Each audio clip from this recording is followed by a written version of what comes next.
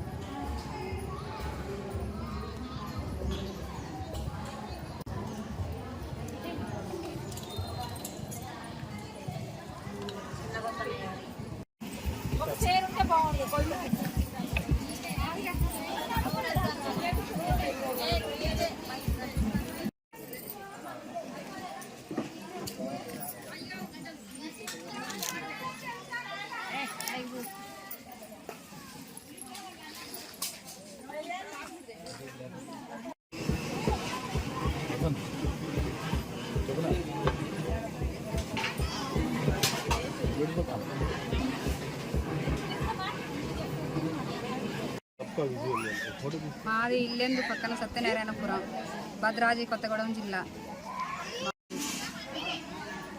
సత్యనారాయణపురం కాంత, మాది ఇల్లందు మండలం, భద్రాద్రి కొత్తగూడెం జిల్లా, సత్యనారాయణపురం గ్రామం.